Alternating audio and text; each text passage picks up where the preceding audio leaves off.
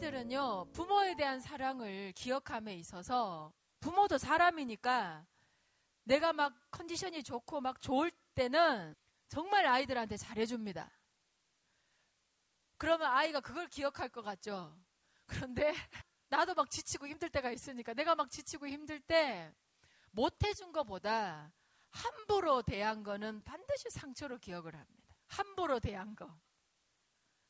함부로 대한 거에 대해서는 상처로 기억을 합니다. 그래서 그걸 기억해 뒀다가, 정말입니다. 그걸 기억해 뒀다가 하지 말아야 되는데 감히 자식이 부모한테 함부로 대하는 일이 생깁니다. 정말로 아이들한테 존경을 받고 존중을 받으려면요, 기준이 있어야 돼. 기준.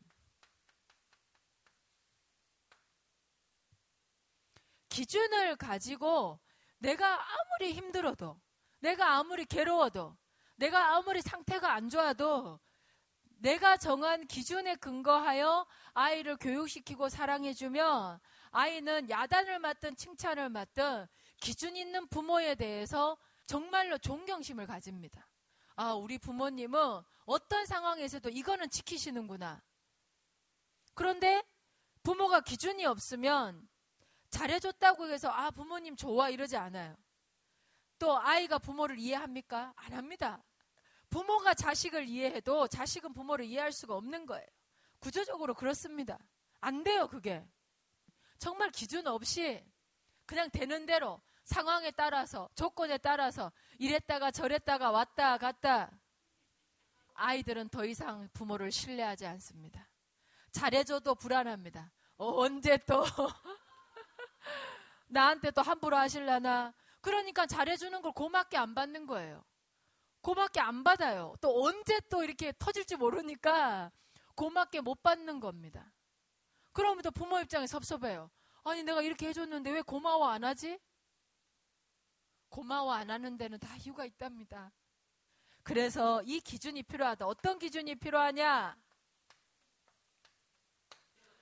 홍익의 기준이 필요하다. 이 기준을 가지고 이제 사람들도 만나고 아이들도 키우고 뭐든지 해보십시오.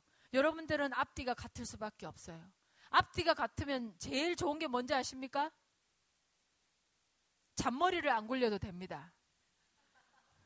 그래서 편합니다. 정말 자유롭고 편합니다.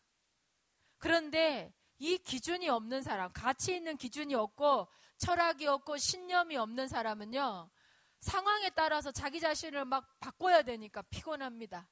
힘듭니다. 아픕니다. 그래서 시민성 질환이 걸리는 거예요.